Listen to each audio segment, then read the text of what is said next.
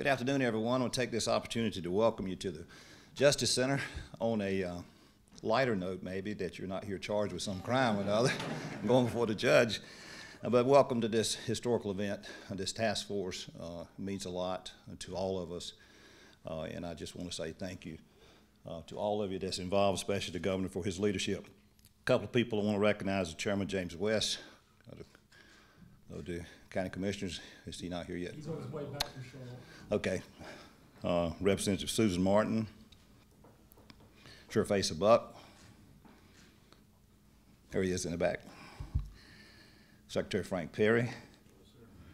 And all others. I see so many, I'm not even going to attempt all other elected officials. Would you just please stand up? And judges. And judges, yes. Okay. Thank y'all for being here. Like I say, it's a very historical event.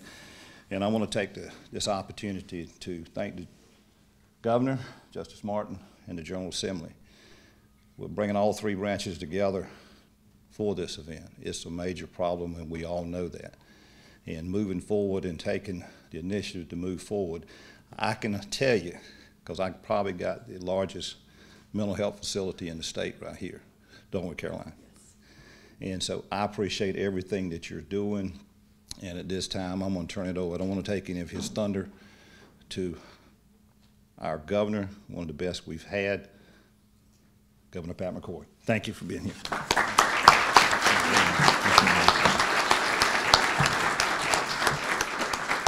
Thank you very much. I have notes in front of me, but I've got to speak from the heart on this issue. It's something I spoke about in my very first State of the State speech over 2 years ago. Because I do not know a family, a neighborhood, a city, a county, or a state that's not impacted by mental health issues and substance use disorders. It's impacting and destroying individuals and families.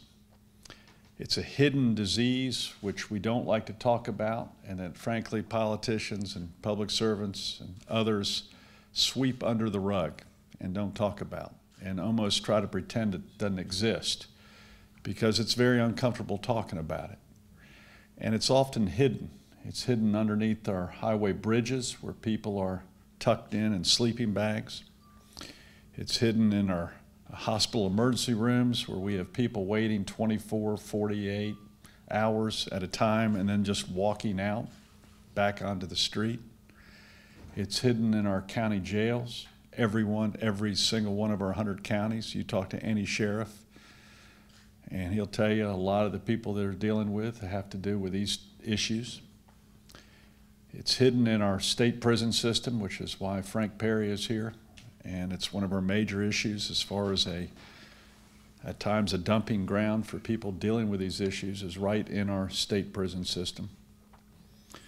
And it's also hidden within families, in which we don't want to talk about it. And often the individual who is dealing with this substance use disorder or with mental health issues is embarrassed about it, tries to cover it up in order to keep their job, in order to keep their family, in order to keep what sanity they have. And it's tough. It's tough to recognize, and it's tough to deal with. And I'm worried about our country and our state and our communities not dealing with it head on and making people aware of it. Because the more we hide from it, the more serious problem it's becoming. By the way, it's also costing us millions upon millions of dollars. And it's money often just wasted because there is no strategic approach on how to deal with it. And often there is not teamwork, and there's not a coordinated communication effort to make it happen. So this is something this administration and these individuals behind me and the individuals in front of you, many of you are dealing with it every day in the court system.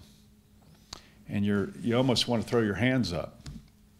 And I know of many children who are dealing with this, and with their sisters or brothers, or many spouses are dealing with this, and going, what do we do? And it's extremely emotional. And in fact, I think even recent examples of violence in this nation and even in neighboring states could be an issue of abuse or substance use disorders and alcohol or drugs, and also mental health issues. We might pretend it's other things in which are combining factors, but this is one of the major factors that we're all dealing with that can turn into violence. And another issue we aren't talking about is suicide. Suicides aren't written about in the headlines in the paper or, frankly, in the obituaries that you read. I do not have the statistics in front of me, but I recall as mayor that we were losing many, many people to suicide every single month. Men and women of all economic classes, of all colors, of representing America. And that's the ultimate loss there, is when we lose someone to self-inflicted violence or violence upon other people. So we're not going to let it be swept under the rug anymore, this issue, because we can't afford to do it. And plus, we love the people who are dealing with this issue, and we want to help them. And I want to help them. I've had it in my family. I've seen it in other families. Some families hide it better than others. Some can afford to hide it, and some can't afford to hide it. And some end up in this courtroom right here, have to deal with it. So I'm just so proud of Chief Justice Martin also, as Chief Justice of the State Supreme Court, for recognizing that this is an issue for the entire judicial justice system. I'm also very pleased and so proud of Secretary Aldona Boss, who's a medical doctor in her own right and has seen this issue as a medical doctor and sees it within the Department of Health and Human Services. And of course, Frank Perry, my Secretary of Public Safety, who this is a major issue that we've talked about within the prison system. So what we're doing today is I'm going to sign an executive order which first recognizes the necessity to deal with this behavioral issue, at times substance issue, at times genetic issue. It's almost a chicken and egg type of situation. I'm not sure what comes first. But what's the word that I'm searching for, Aldona, when you kind of ignore it but you go along with it when you're dealing with someone with abuse? Enabling. That's the word I'm looking for. You know, I think all of us have maybe been enabling this situation by pretending it didn't exist, or dealing with short-term issues and just moving on and hope it goes away the next day. The dilemma is this doesn't go away, and we've got to deal with it. So the executive order will be a first-of-its-kind task force which brings together the members of the executive, judicial, and the legislative branches together. 3 branches of government, to examine how we can improve and increase opportunities for individuals in need of behavioral health services. And we must and we will improve the partnerships between these 3 branches across all levels of government, including the federal government, and reduce the barriers that prevent individuals from getting the care they need, particularly young people who are in our state judicial system.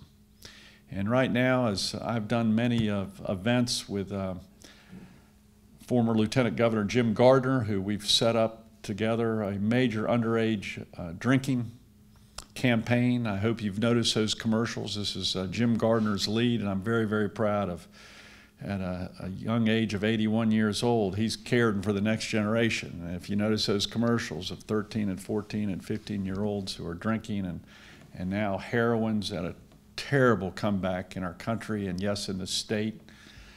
You know, those people do not have a good future if you're dealing with that issue at such an early age. What is their future going to be like unless we deal with it early and try to prevent it as opposed to react to it?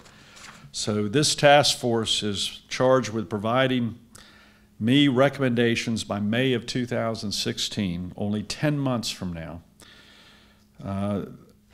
with recommendations that will improve the lives of North Carolina citizens with mental illness and substance use disorders.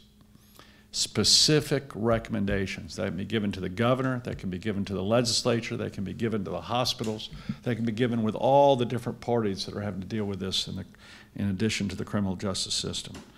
Our goal is to make services and especially early intervention available for those in crisis so they avoid ending up in the hospital or sitting in the emergency room for hour after hour after hour with the nurses and the doctors going, we cannot do anything.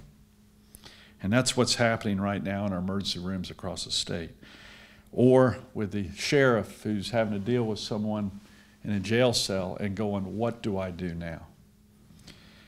And also those judges and DAs and public defenders in the judicial system who go, what do we do with this individual? What we want to do is help and solve this problem and not make this generational for future generations in our state and our nation. So again, I'm very, very proud of Aldona, Secretary Vos, and Chief Justice Martin have been working very closely on this issue, and we're going to be introducing some other people who are going to be part of this, including Representative Martin and others, Susan, to sign this executive order and get this thing moving as quick as possible. There is a sense of urgency to deal with this issue, and we're not going to hide it under the rug anymore in the state of North Carolina. So with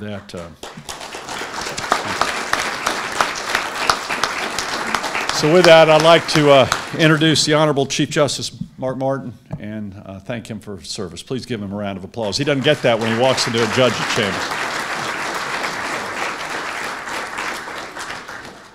Well, good afternoon. I don't know if you were touched as I was as our governor spoke from the heart. Please join me in thanking him for his important leadership.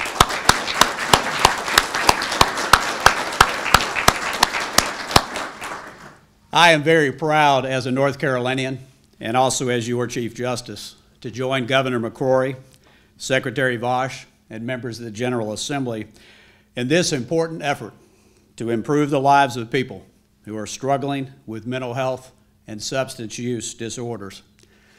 The judicial branch plays an important role in North Carolina's efforts to respond effectively to the mental health needs of our communities. All three branches of government are participants in the successful delivery of mental health and substance use resources.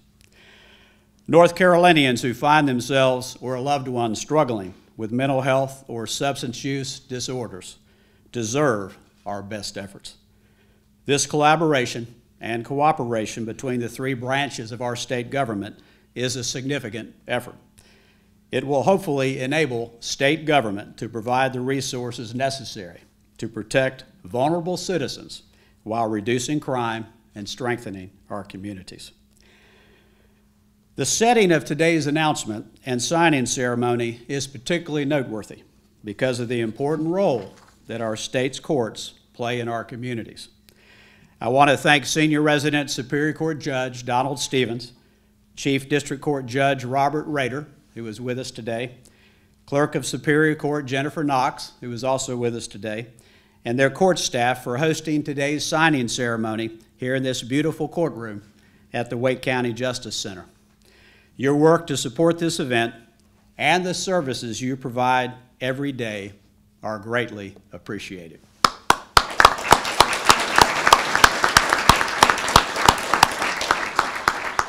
On a daily basis, courtrooms across our state serve those who struggle with mental health and substance use disorders. Our judicial officials and court staff in district courts interact with those who are struggling when they come into court. These individuals interact with our justice system as criminal defendants or juvenile offenders and as participants in civil cases that raise important questions about domestic and family law issues. At the local level, many judicial officials are already working with counties and state agencies to leverage resources in order to address these concerns. My hope is that this task force will, among other things, examine the role and effectiveness of mental health and other specialty courts currently operating in North Carolina. These specialty courts are examples of the judicial branch's efforts to address and reduce the extent to which individuals suffer from untreated mental health and substance use disorders. I also hope that the task force efforts will encourage public-private partnerships that cultivate mental health resources within our justice system. Governor McCrory, thank you for leading this collaborative effort. I look forward to working with the executive branch and with members of the legislature to address this important issue. Secretary Vaush, I look forward to serving with you as a co-chair as we work together with the task force, the mental health community, and other stakeholders on this important effort. Thank you very much.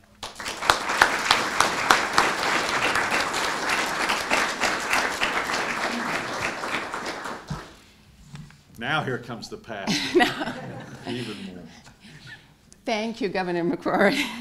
Thank you. Thank you for your continuous support in many ways, and most important for your leadership. And your leadership on improving mental health as well as substance abuse services for the citizens of our state. I'd also like to thank Chief Justice Martin for his vision, really, for his vision for improving the linkage between our different branches of government.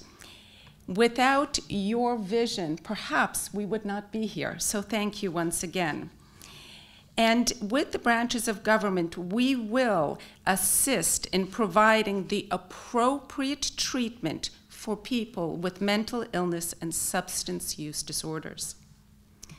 When we arrived here, one of mine and one of course, Governor McCrory's top priorities was really to improve mental health and substance use disorder services in North Carolina. This affects every single one of us in our state. This is truly one of the most important issues that we face for the next decade in our society. We must work collaboratively to create a stable, a sustainable system that is integrated with its efforts to provide what is truly needed. We need to provide the right solution at the right time to a given individual. Governor McCrory has shown his commitment through funding behavioral health needs, both in the Department of Health and Human Services and in the Department of Public Safety. In fact, Governor McCrory's budget included more than $100 million in new funding for mental health services across the entire spectrum, in community-based services, in our state mental health facilities, and in our state prisons. At DHHS, we launched the Crisis Solutions Initiative in the fall of 2013, which has resulted in new efforts to improve our mental health system by bringing together community leaders who have provided very creative solutions to very unusual and often difficult issues. That includes the use of behavioral health urgent care centers. These are walk-in centers that offer crisis assessment and crisis intervention services. Another example of our Crisis Solutions Initiative and the Safer School Initiative, one thing that I'm very proud of our relationship to promote our mental health first aid, which trains our community members to be attentive to mental health issues and intervene before we have a crisis. I look forward to our collaborations with the judicial and the legislative branch. We, the citizens of this state, benefit greatly when we collaborate. A few examples of our partnership with the Department of Public Safety with my colleague Secretary Perry is on the CIT program. That is critical time intervention, which provides law enforcement the knowledge and the skills they need to de-escalate the person in crisis and emphasize proper, appropriate treatment. We have recently partnered again with the ABC Commission to support their efforts and to reduce underage drinking and addiction in our state. We at DHHS are on the path of improving mental health services, and this is another critical next step on that path. The Governor's Task Force will allow us to continue this momentum by extending the collaborative effort across all branches of government. I look forward to working with Chief Justice Martin and the other members of the task force to improve how we can meet the needs of our citizens. Thank you.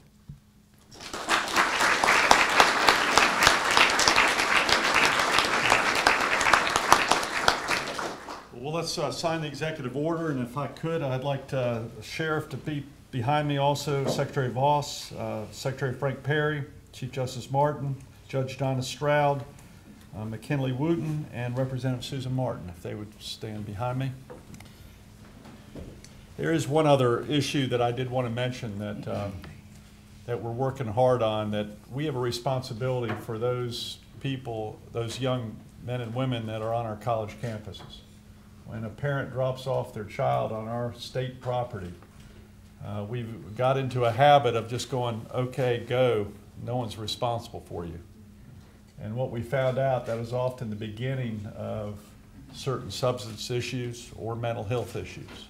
So I just want to let you know, during the past 2 years, we're working with every university campus on the state university system to try to intervene and take off the peer pressure that many of these college students have on our campuses and give them other choices than the peer pressure they have, because what we have found out, of course, is that many people don't recover from the binge drinking or use of drugs, and they fall for the peer pressure, and sadly some of them don't recover. So we've begun some major educational programs and alternatives for those students on these campuses, and I'd like to thank each of the chancellors for helping us during the last 2 years do that. So hopefully that'll be a part of your study and research, since we have a responsibility for those children still on our campuses.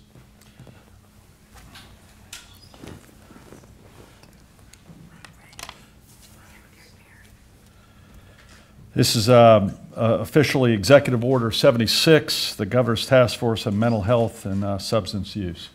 And again, thanks to everyone for working on this. And now the hard work starts.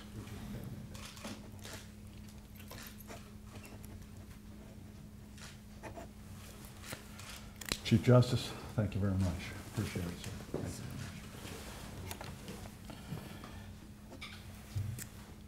Secretary Voss, thank you very much. Appreciate it.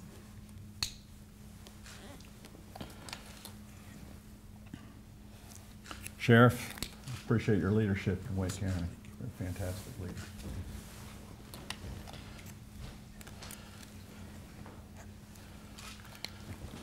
Representative Martin, thank you very much. Appreciate your leadership in the legislature. Thank you very much for your leadership. Appreciate it.